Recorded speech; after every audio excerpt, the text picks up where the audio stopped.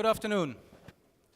Glad many of you chose to show up for this session because I think we have a combination of a really exciting topic and an amazing group of panelists. I'd like to start by introducing the topic itself. The topic in the program is a very lengthy one, and what we're going to really explore is the link between foreign direct investment and a country's competitiveness or development. I think most of us who are here in this room, in fact, all of us who attend a conference like this, would agree that foreign direct investment is beneficial. I think if you're in this business, if you're from an investment promotion agency, or if you're attending this conference, you would know that FDI creates jobs. Foreign companies obviously bring investment with them, they bring revenue with them, they pay taxes in most cases, they can contribute to exports. So FDI, by and large, at least good FDI, is positive for an economy. But we're going to go a little bit deeper and look at the question of whether foreign direct investment can really impact a country or a region's development.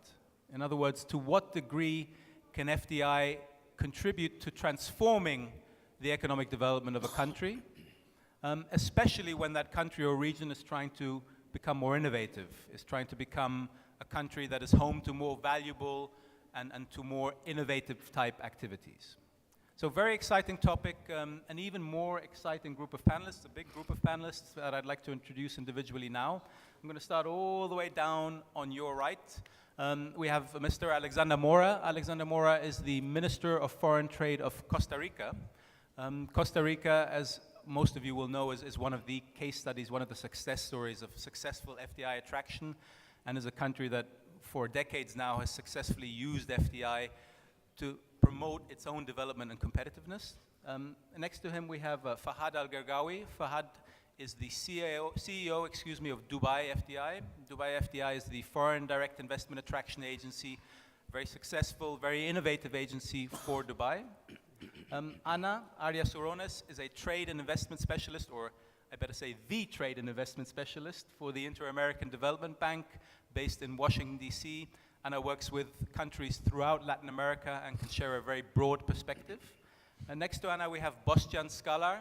Boštjan is the CEO of WIPA. For those of you who don't know WIPA, it stands for the World Association of Investment Promotion Agency. Boštjan helps and works with IPAs throughout the world, so he's very familiar with the role that IPAs play. He was also the CEO of the IPA in his home country of Slovenia, so he's got some very practical experience as well to bring to this panel. Next to Boštjan, we have Dushyant Thakur. Dushyant is the Vice President of Invest India. Invest India, for me, is one of the most exciting stories of the last few years in investment promotion. We'll hear a little bit more about it, but it started from a very small unit and it is rapidly growing to become, I think, one of the best IPAs in the world. So very excited to hear about that. And then to my immediate left, we have Mario Cimoli. Mario is with the Economic Commission for Latin America and the Caribbean, ECLAC, or as it's known in Spanish, CEPAL. So thank you very much for being here. I'd like to launch straight into the panel. We don't have a lot of time. I'm going to ask some questions to the panelists, and we will have time for questions from the floor towards the end, so please hold your questions. So the first question, really in keeping with the theme of this, is what role can FDI really play? If a country wishes to become more competitive, if a country wishes to become more innovative, if a country wishes to really push its economic development, does FDI, in other words, does attracting foreign direct investment really have to be a part of that? Or is a country better off simply investing in its own resources, its own companies, its own workforce, rather than trying to attract investment to spur innovation? So I'd like to start with Minister Mora. Minister Mora, if you look at Costa Rica today, very successful country, one of the most advanced countries in the region. What role has FDI played in getting Costa Rica to where it is? And maybe a second part to that question, would you have achieved that without foreign direct investment? Thank you, Andres. And good afternoon, everyone. It is an honor for me to be here. Thank you for the organization of this great event. If I can use one single word to answer your question, I will say that FDI in Costa Rica has played a transformational role. The transformation of the country in the last 25 years has been enormous.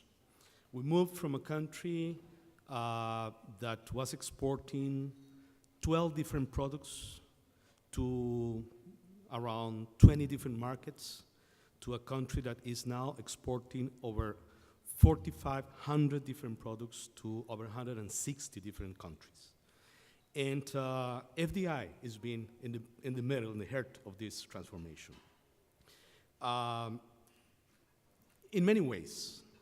First, because of the diversification requires knowledge, requires technology, requires access to markets, and FDI have been bringing those components into the country. Second, because we have been able to build up this ecosystem type of approach. So we did a good job by not leaving the FDI isolated. We brought the FDI into the framework, the national framework. We brought them into the educational system, etc. So if we have now around 380 multinational companies working in the country that have been investing in the last years, we have over 12,000 local firms supplying products and services to those almost 400 multinational companies. So the way we have been able to link the local economy with the foreign investment is being part of the recipe. Now, with respect to the second part of the question, my answer is no. I don't think Costa Rica will be able to make a transformation in a relatively short period of time, like we have done, without the FDI. This has been a key component, and it will continue to be a key component. Now, the way we have been attracting foreign direct investment has different components. Of course, the talent of the people is one of the important elements. Second, stability. Third, rules. Stable rules. In our case, through a free zone regime, we have been able to provide a very reliable and a predictable set of rules. And also, two different elements that the country has been able to manage in a very proper way. One is the environment. So we have been attracting companies that are willing to operate in a good environment. And the second one is energy. Almost 100% of our energy is renewable now, 99 plus last year. So this is another part of the proposition, and the companies are valuing that in a high way. So I think that this combination of elements have to be there to take full advantage of foreign direct investment. So you cannot improvise there. And by not improvising, you can get a better result. Great, thank you. Some really very, very relevant points there that we'll come back to in our discussion, particularly your statement that FDI has been transformational. I really think that's the aspiration of most countries that try to attract FDI, is that it's going to be transformational. It isn't always transformational, and we'll talk more about cases where it isn't. But I think it's fair to say one case where it has been transformational is Dubai. The UAE, certainly in a larger context, but Dubai in particular. I would argue, Fahad, correct me if I'm wrong, but when Dubai was embarking on its economic development in the 1970s, FDI was essential, and FDI was transformational. Yeah. Now, when you look at Dubai now and you see how successful it is, you see how economically diversified it is, what I'd like to ask you, Fahad, is what role does FDI play now? Does it still play the same role that it did in the past in Dubai's overall development strategy? And maybe another part to that question, you're obviously still trying to attract FDI. Can you now afford to be more selective in terms of what it is you're trying to bring here? Thank you. Good afternoon, ladies and gentlemen. Yes, It was transformational for UAE and for Dubai. We know that the early income of oil was used for the development of the city and the infrastructures. And that is because the city have been known for many years as a city of merchants. And the late ruler of Dubai, Sheikh Rashid, have always thought about ways and means to really continue this legacy of the city being a trading city, a merchant city where there's always a lot of volume of business happening and there's always transshipment has been done with the different parts of the area. So what have happened gradually within the foundation of the city, a lot of development went to the airport, the port, Rashid, and there was the development in the 80s of the largest man-made port in the world, 40 kilometers away from the city. And people were asking why we have two ports in one city. It was tiny, a smaller, much smaller one. The idea behind it is more to really support trade, support logistics, support more companies to come and set up their businesses and utilize Dubai positioning. So yes, it was transformational. It's 85 when Emirates Airlines started, but also it's 85 when Dubai Tourism Development Board also started. These are new sectors, and early, late 90s where the development of the internet and city and all the tech industries and all the tech free zones have flourished to many free zones right now.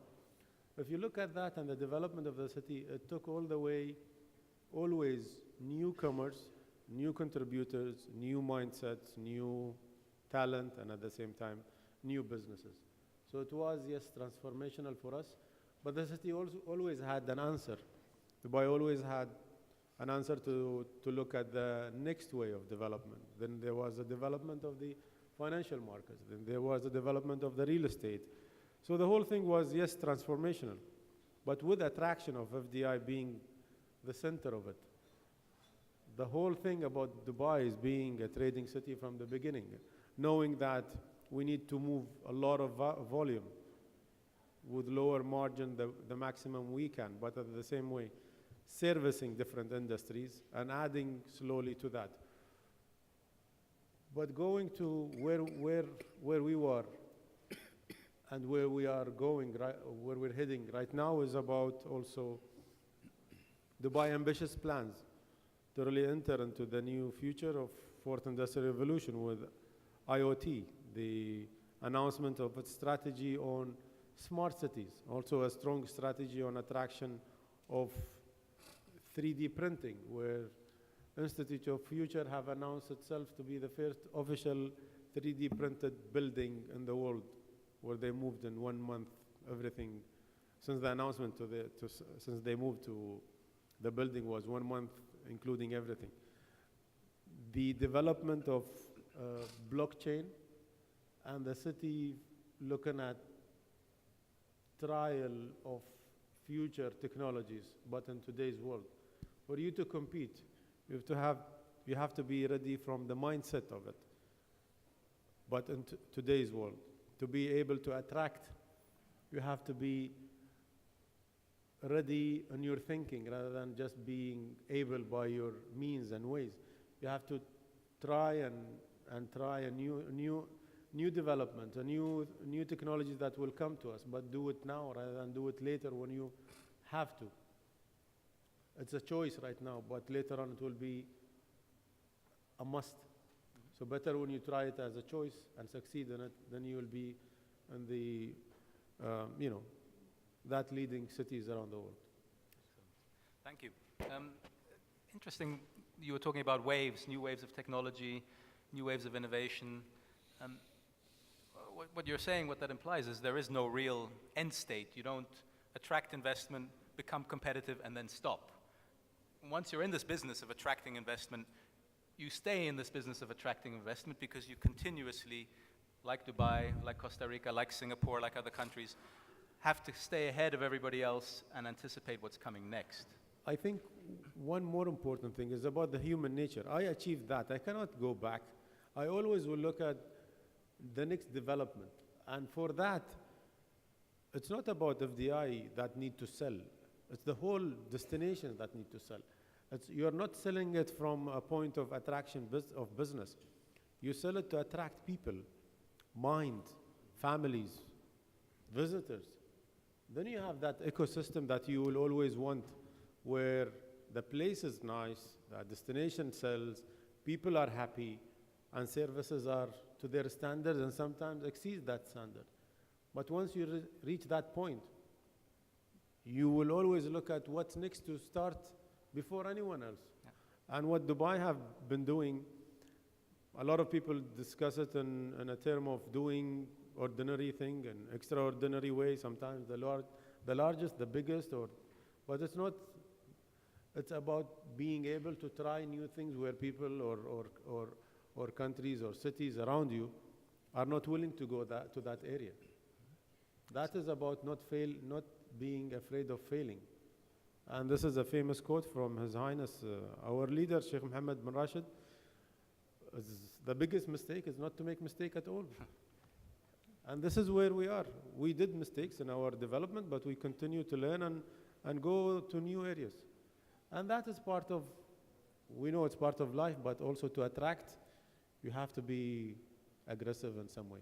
Yeah, great, perfect. Anna, you obviously work throughout Latin America, and you work with a big diversity or big variety of countries. They're not all, I would say, very developed, very advanced. You work in countries like Haiti, which are still trying to find their feet economically in some cases. What role does FDI play for the countries that you work in? And we've heard of these cases now where FDI has been transformational. Can that really happen in some of the countries that you work in? Do you have examples of where it has happened? Thank you for the question. It's interesting because working for an Inter-American Development Bank and covering 26 countries in the Latin America and the Caribbean, we see different situations of countries, different levels of economic development. Countries like Haiti, as you mentioned before, with attracting less than, I think, maybe $100 million at maximum.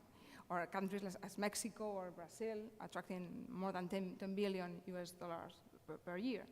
So you see different levels, and you see also different levels of countries with economic development, attracting like Costa Rica services or Mexico manufacturing, but most of them exporting commodities already.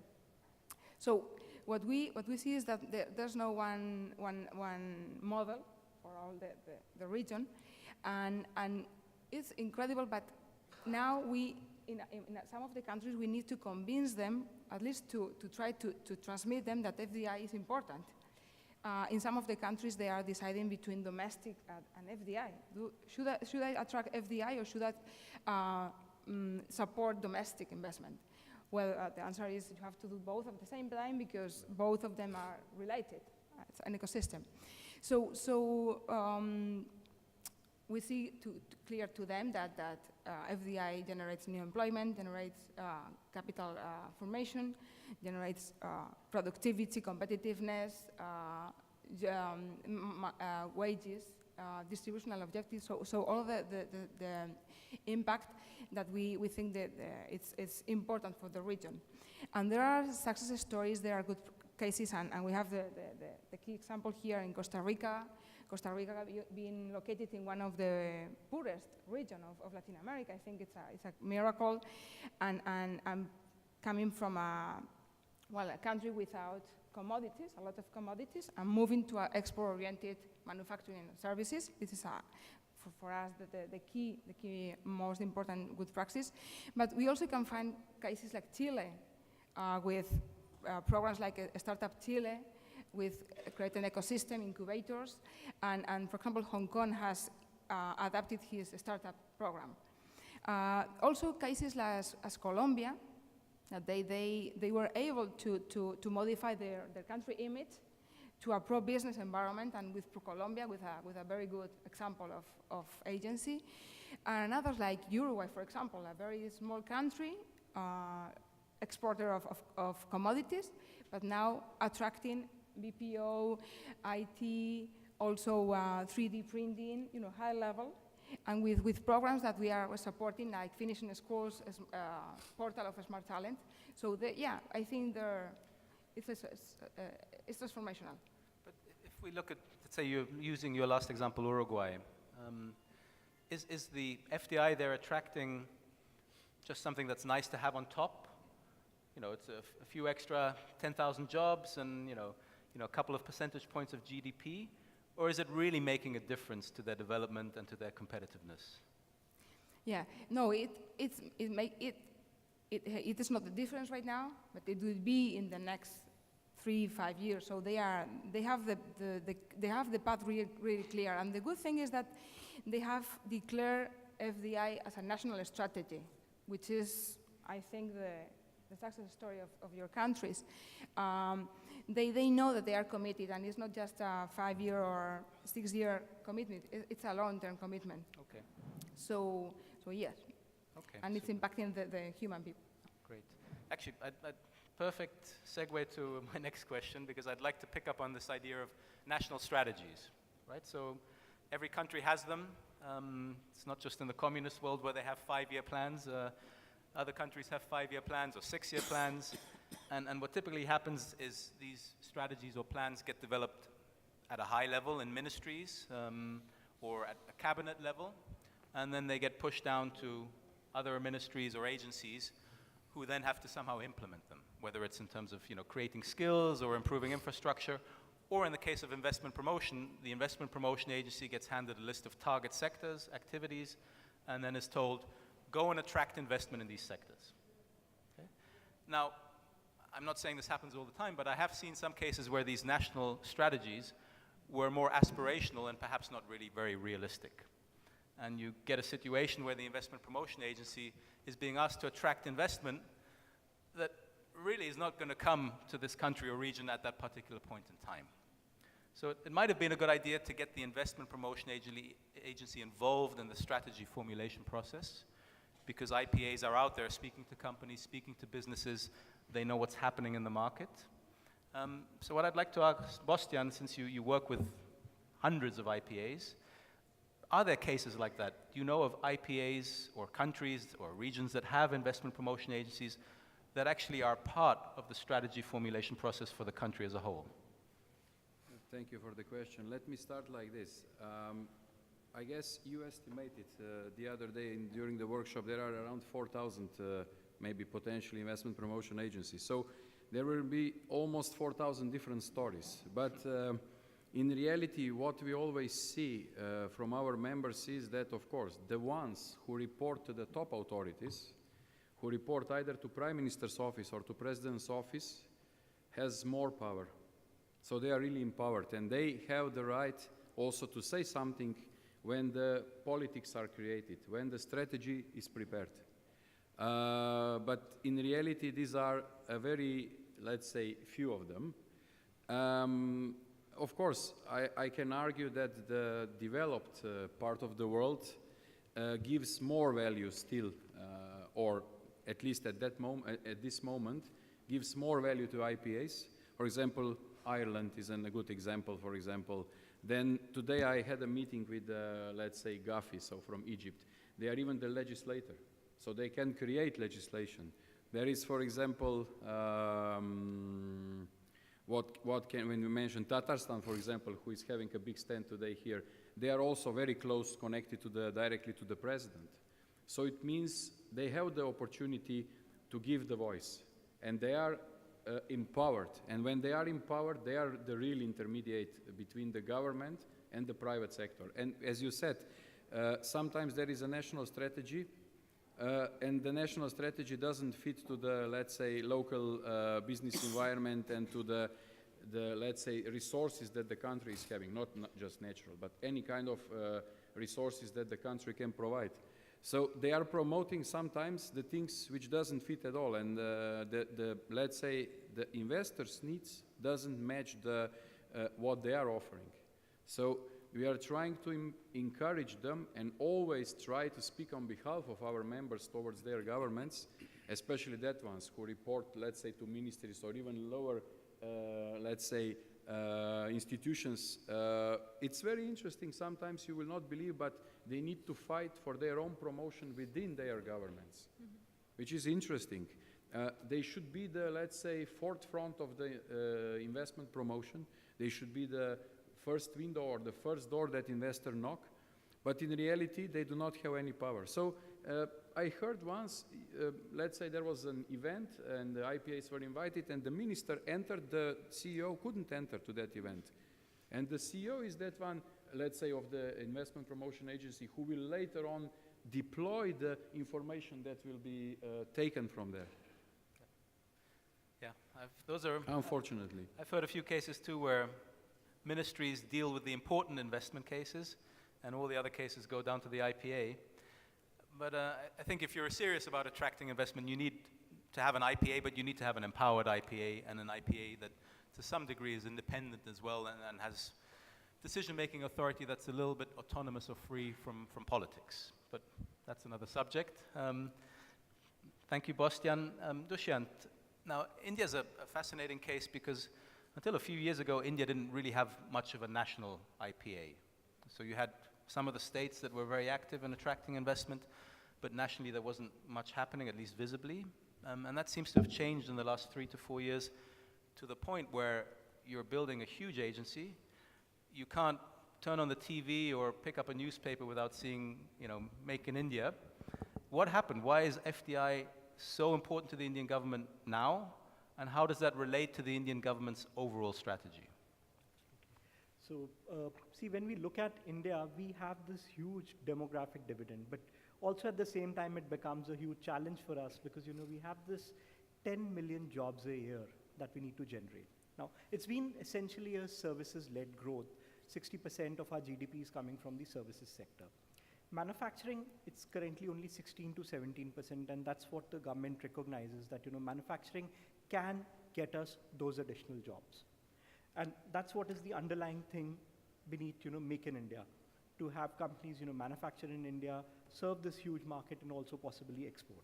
Now, in the past, when you look at the 80s, 90s, 2000s, so there have been companies like Suzuki, the GE, or Siemens who have generated, really large number of jobs, and that's what we are, again, knocking on the doors again, trying to make sure that, they have expansion plans. We're trying to get more companies. That's another thing.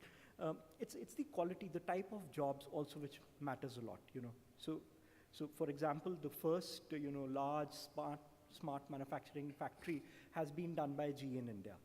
So that's the quality of jobs. So it's not only foreign direct investments, we want foreign direct ideas, we want foreign direct technologies. That's all that we are looking at.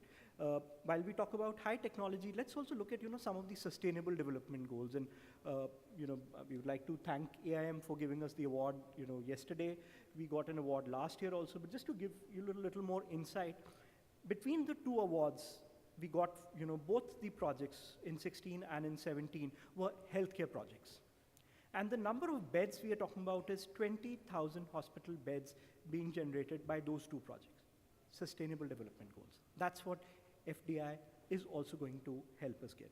A fourth point would be also if you look at, we import a lot, and if you really get down into, the specific items, we are importing defense equipment, electronics, oil and gas. Now, these are the sort of areas where, we would really like to see more and more manufacturing happening in India.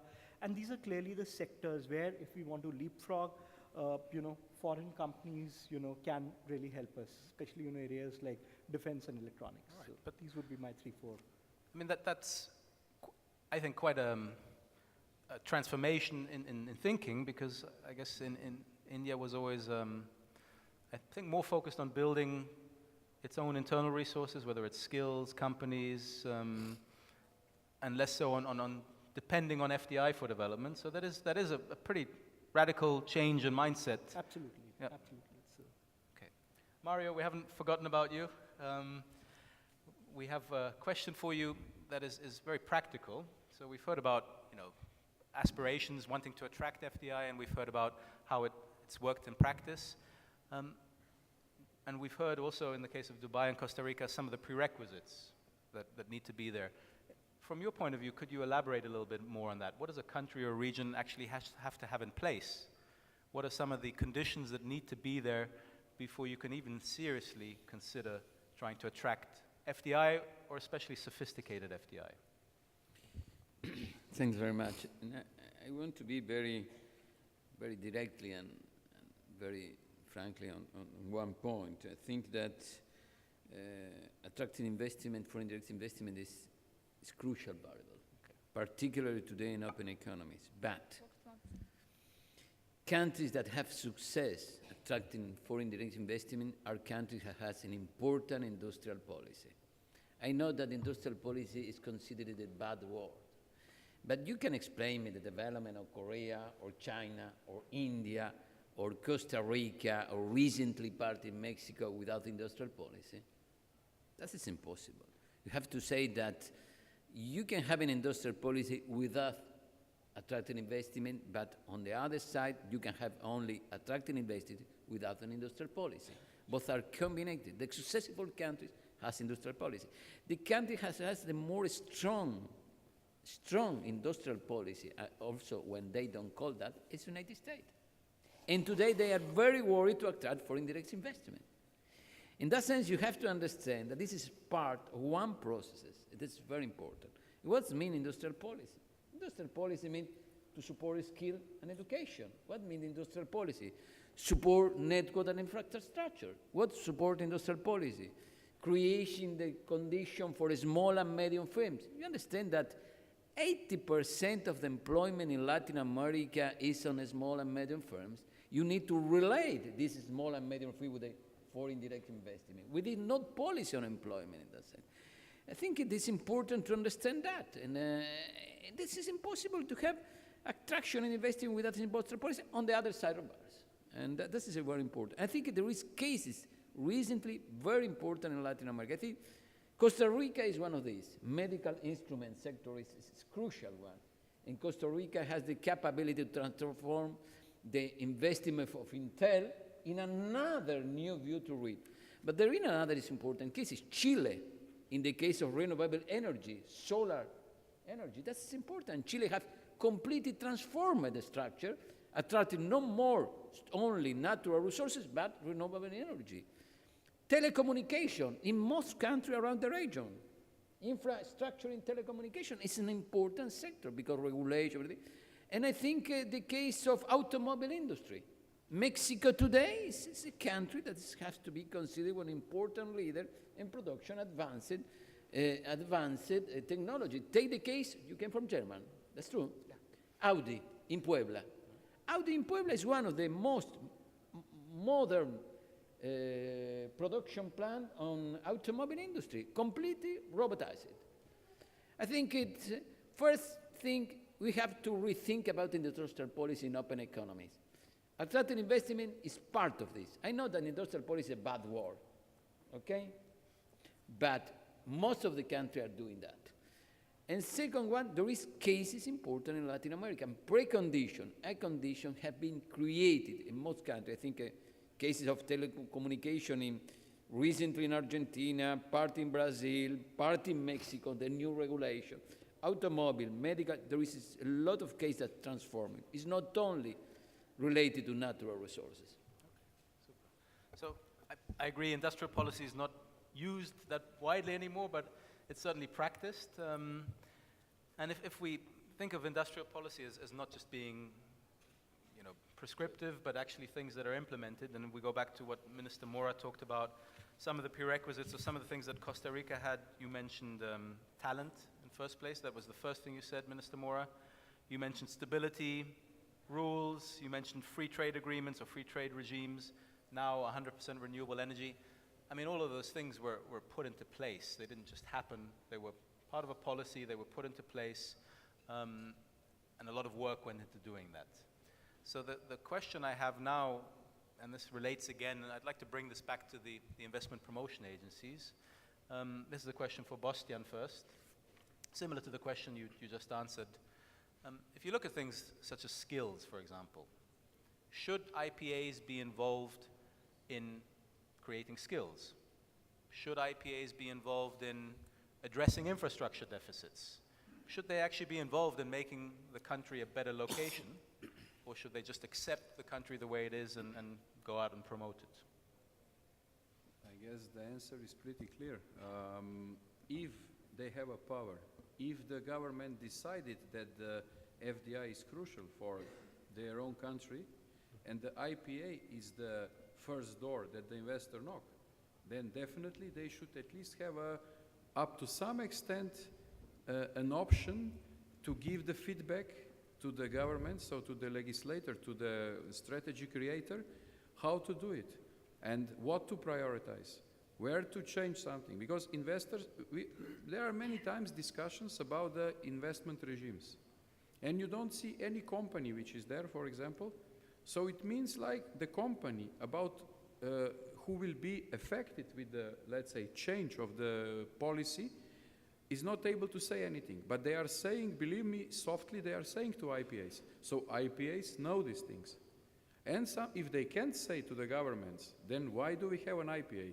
Then a ministry, total bureaucratic body, can handle it, if it can handle. We all know that IPAs are, let's say, practitioners. They have a business mindset. They understand the needs of investors. So they should put the input into the creation of national strategy, policy, or even legislation. Maybe not totally in a manner like they would be like a legislator, but at least they should give a, let's say, important contribution through the messages that are taken from the investors. Great. Fahad, yeah, maybe to you, you're part of the DED. Yes, I echo part of that because this is where our experience have been. We are part of the Dubai Economic Development Department. What's happening is, out of experience and out of meeting many companies, there are not only the, the attraction bit that gives you, because you are a promoter at the same time of the country, of the destination, and you want to create the right, image of it. At the same time, you know where are the areas of development that need to be looked at. And while meeting all these different companies, there are no two, even if they are within the same industry, size, technology, everything, who will need the same thing. So you'll end up discovering with all these years that there are a lot of areas that you could develop. You look at it as a chance. And this is the way that the government here look at any issue. They look at it as a challenge that we learn from and develop. This is why I think we've been consulted in many different issues around the government in terms of development. And at the same time, we may not be the same way connected to some of the IPAs directly to the top decision making, but we have a system within Dubai called, through an executive council, that there are committees within, and we bring that to the economic part, which has a lot of time as social, economic, health, tourism, many other areas. These are the dimensions that we tackle every time we look at it. But at the same time, we speak to the business community. And we discover there are areas that we can develop within what we thought that are really up to standard. It all goes back to the government, how much they want to listen and hear. If they are willing to hear and listen because they want to perfect their services, the UAE government and the Dubai government are all at the same page within the total goal of it is happiness. Happiness means delivering happiness through the best services the government has to deliver to people. Now, if this is the strategy, that means they will listen to every single point that will be raised, that there will be workshops that would look at government services, but also customer services, citizens, people, visitors. There will be gauges within government that are already there. If there is a slowdown or some happiness measures are not met and they see these gauges are there is let's say, the factors of happiness going a little bit down in one of the areas in 2 weeks, that means there is an issue. we need to go and fix it. Some people will go and look at it.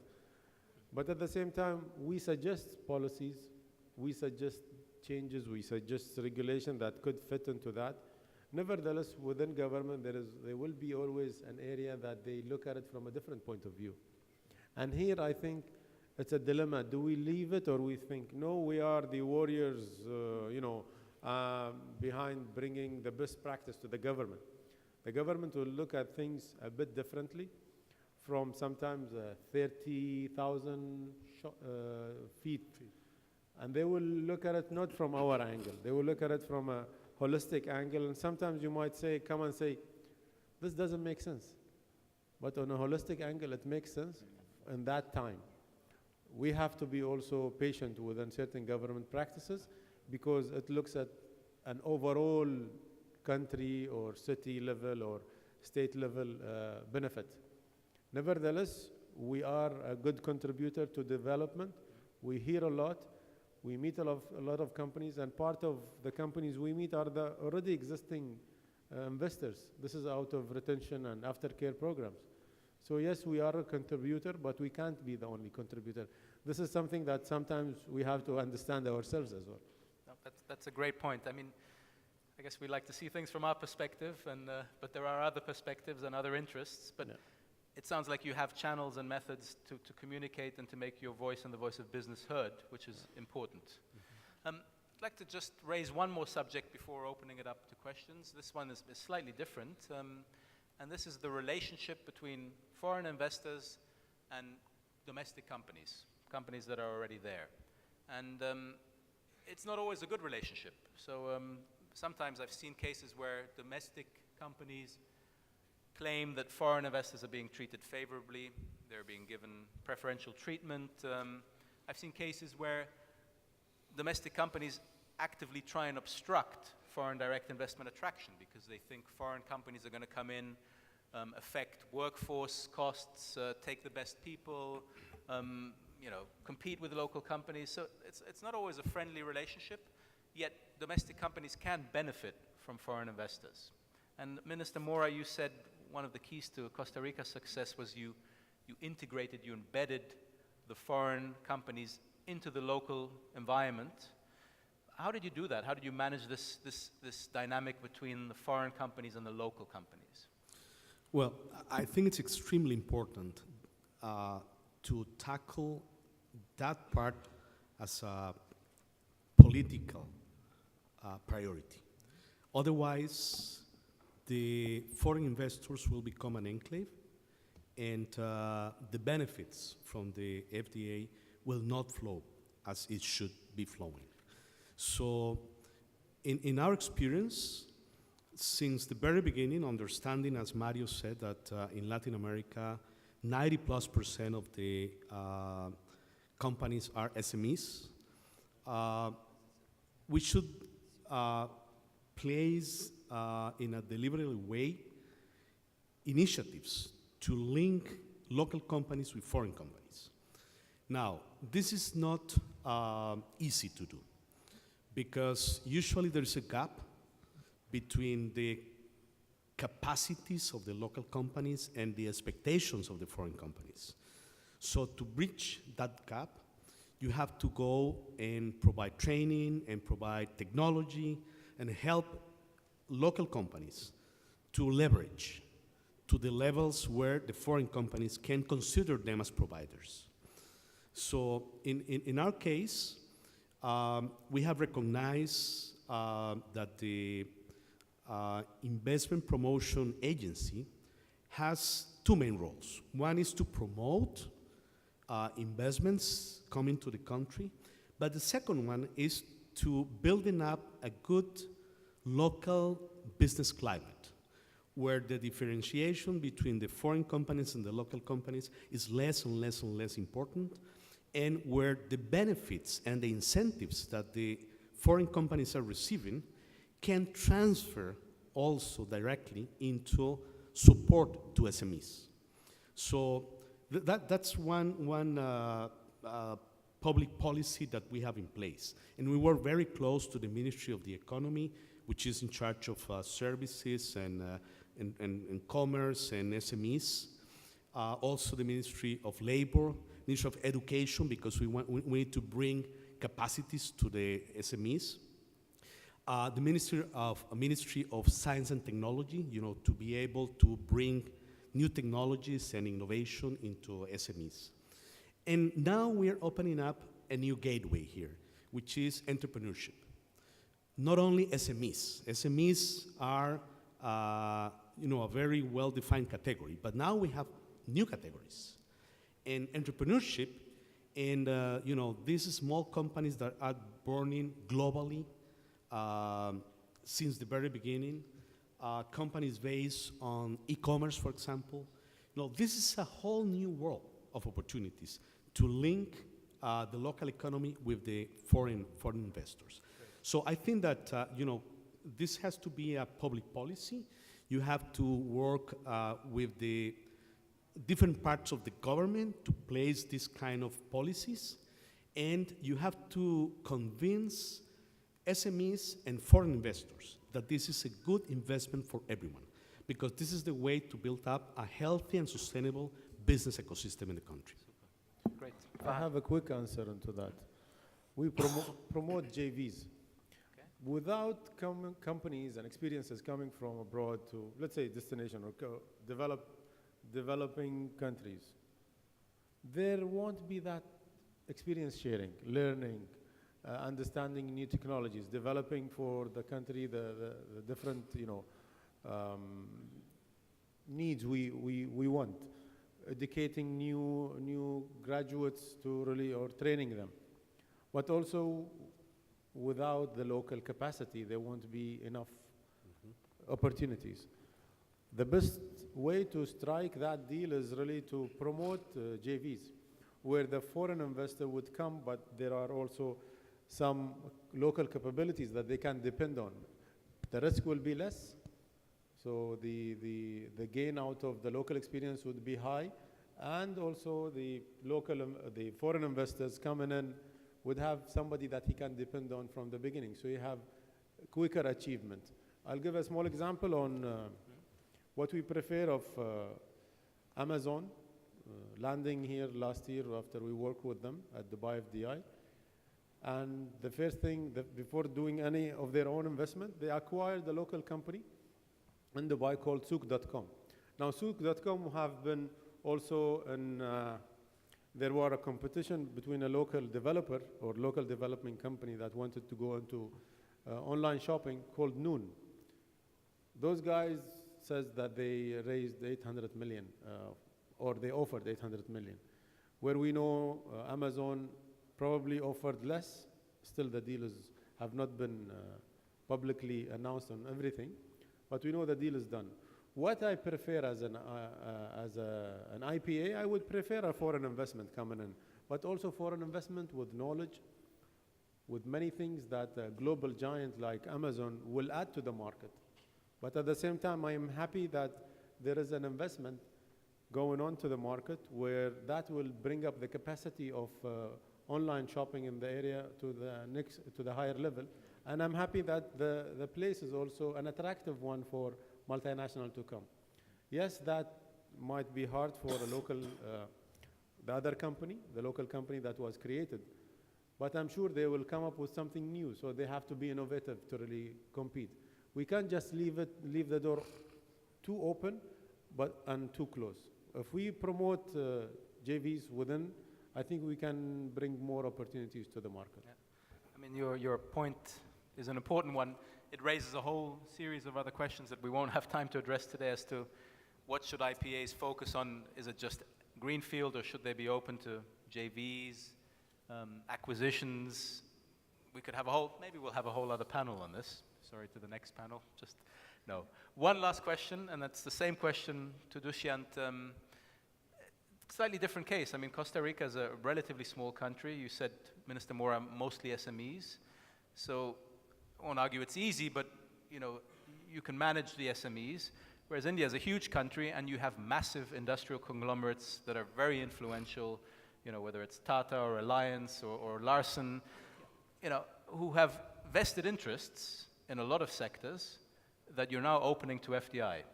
So how are these companies responding to that, and how are you getting them to support you? So maybe two different parts in which I'll answer this. The first would be, let's look at how FDI has actually been opened up in India.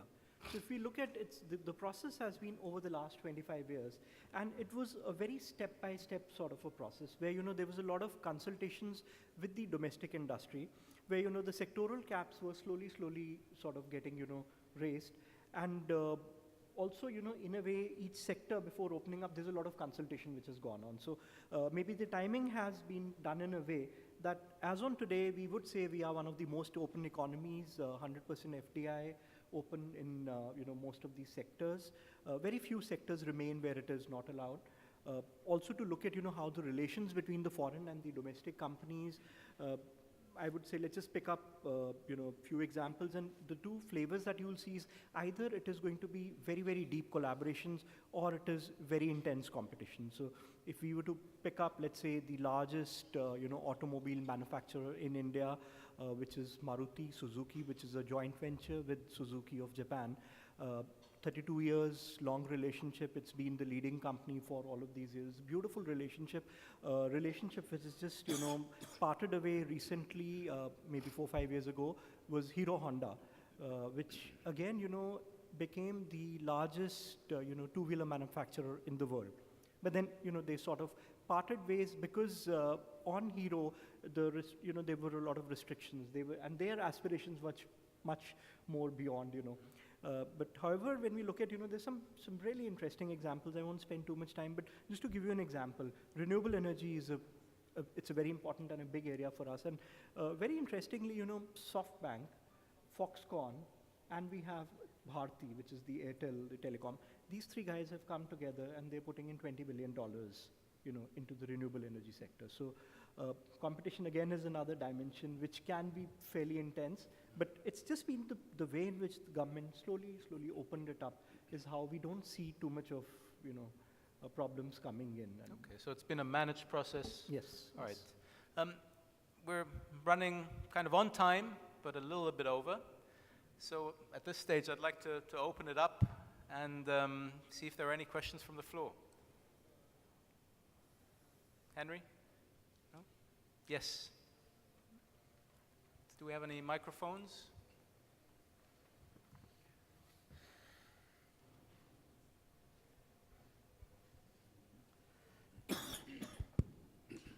Yes, my question or comment is in relation to Sub-Saharan Africa. I appreciate everyone has been talking about different regions of the world. My concern is there's been a lot of talk about investment in infrastructure in Sub-Saharan Africa, with the possible exception of South Africa, which is quite advanced in infrastructure.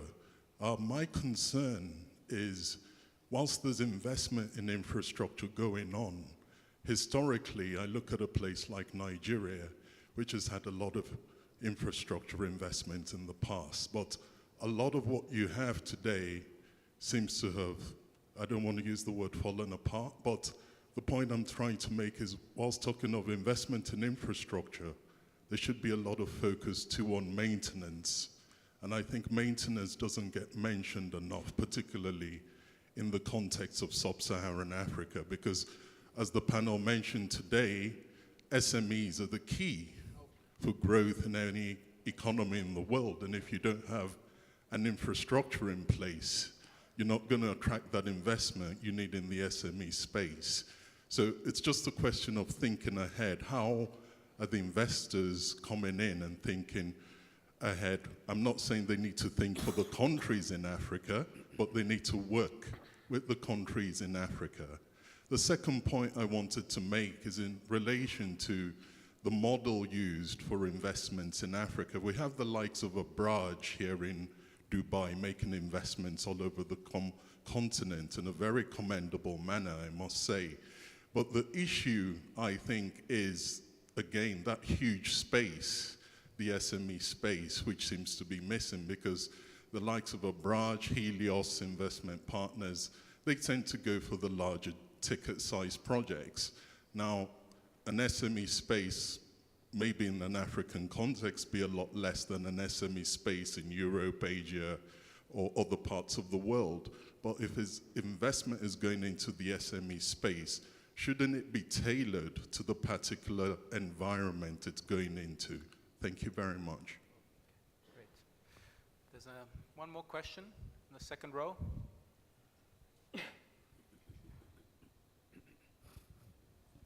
Thank you very much. My name is Fatima. I come from Senegal. I am the president of African Businesswomen. My country, Senegal, has petrol, gas, human capital. We have solar. We have land for agriculture. How can we do to attract FDI for government, for private sector? It is my only question. Thank you. That's a pretty broad one, and I'm not going to ask any of the panelists to address that unless they really want to. Okay, Kishan? maybe Yeah. one point I just wanted to share. So, India is obviously getting in a whole lot of FDI, and under Make in India, one of the big things that we focused on is the ease of doing business. Because we do understand that when investors are coming and, they've had issues in the past, and it's a large country, 29 states, it's like you're coming to the EU. So we are actually doing it at a countrywide level where each state, we are working with, all of the bodies involved to try and, make this an easier country to do and invest in. More than 7,100, EODB measures have been actually taken up across the country. I've had some personal experience in Africa, both outbound, inbound. I would say some of the countries, I would not know specifics about Senegal, but there's a lot of learnings and, also bringing in EODB. We've not done very well on the World Bank Ease of Doing Business rankings. And, we've taken it on a mission mode. We want to make it much better. Give a really good experience, handhold the investors till the last, point. So maybe that could be one input. Great, thank you. Would anyone like to add something to that? Mario? I have about the relationship between FDI and a small and medium firm. I think it's a very important point, because if you don't have as policy the capability to link that,